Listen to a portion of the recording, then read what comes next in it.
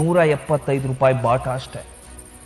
ನಂತರ ನಟಿ ರಕ್ಷಿತಾ ಅವರ ತಂದೆ ಗೌರಿಶಂಕರ್ ಅವರ ಹತ್ರ ಕ್ಯಾಮ್ರಾ ಅಸಿಸ್ಟೆಂಟ್ ಆಗಿ ಕೂಡ ದರ್ಶನ್ ಒಂದಷ್ಟು ದಿನ ಕೆಲಸ ಮಾಡ್ತಾರೆ.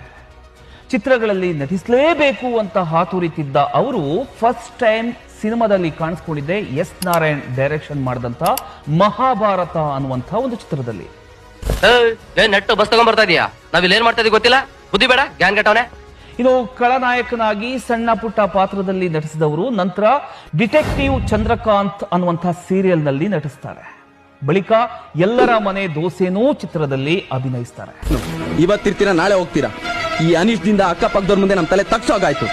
ಆದ್ರೆ ತಕ್ಕ ಮಟ್ಟಿಗೆ ದರ್ಶನ್ ಗುರುತಿಸಿಕೊಂಡಿದ್ದೆ ಅಂಬಿಕಾ ಧಾರಾವಾಹಿಯ ಮೂಲಕ. ಒಂದು ತಮಿಳು ಚಿತ್ರ, ಕನ್ನಡದ ಒಂದು 5 ಚಿತ್ರಗಳಲ್ಲಿ ನಟಿಸಿ ಸೈಕಲ್ ಹೊಡಿತಿದ್ದ ದರ್ಶನ್ ಮನೆಯ ಕಷ್ಟ ನೋಡಕ್ಕಾಗದೆ ಮತ್ತೆ ಮೈಸೂರಿಗೆ ವಾಪಸ್ ಬರ್ತಾರೆ.